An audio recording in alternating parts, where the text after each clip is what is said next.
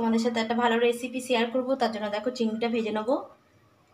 দিয়ে দিলাম তেল, চিংড়ি। এবারে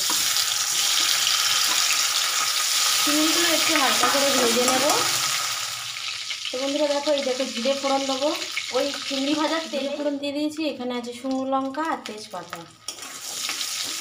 এটাও দিয়ে দিলাম। আলু ছিল, সেই আলুটা দিয়ে দিলাম। আলুটা একটু ভাজবো, সব কিছুই দেবো, একটু লাল হোক। তো দেখো বন্ধুরা, এই যে পেঁয়াজ, কাঁচা লঙ্কা, টমেটোটা একটু পরে দেবো, পেঁয়াজটা লাল হলে। মোচা রান্না করছি, মোচাটা তোমাদের দেখাই। নুন হলুদ দিয়ে একদম সিদ্ধ করা আছে। দেখো বন্ধুরা, মোচা জানো এমনি কালো হবে, আর সিদ্ধ করার পরে ঠিক এইটুকুই হয়ে গেছে। তো এটা নুন হলুদ দিয়ে সিদ্ধ করানো আছে। দেখো বন্ধুরা, আদা রসুনের পেস্টটা দিয়ে দিয়েছি।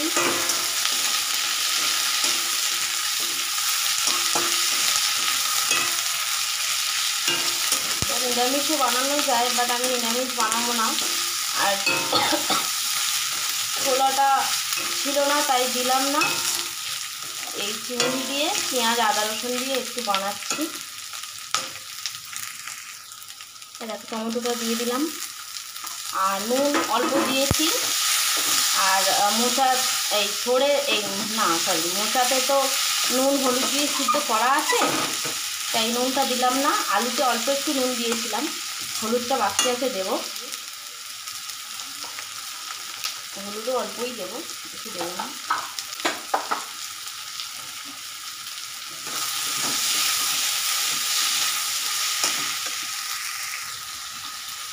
দেখো বন্ধুরা, মোচার সিদ্ধটাই দিয়ে দিলাম।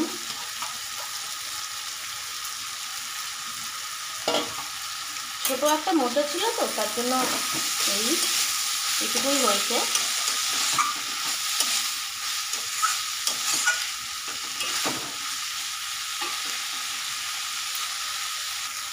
দেখো বন্ধুরা, চিংড়ি দিয়ে দিয়েছি সব। আর মোচা তো সিদ্ধ, বেশিক্ষণ তো লাগবে না। আর মোচা থোড় খাওয়া খুব উপকারী, এটা সবাই জানে। আলুটা এই কারণে দিয়েছি, একটু মাখো হবে, তার জন্য একটু দিয়েছি আলুটা। তো দেখো বন্ধুরা, আমার কিন্তু মোচা হয়ে এসছে, কি সুন্দর গামাখো হয়ে এসছে দেখো। এবারে একটু ঘি দেবো, দিয়ে নামিয়ে নেব।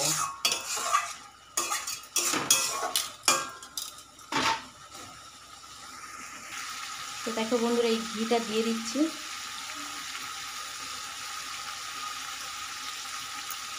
একটু ঘি দিলাম, এবার নেড়ে একটু ঢাকা দেবো, যাতে স্মেলটা ভালোভাবে হয়ে যায়। দেখো আমার কিন্তু মোচা রেডি।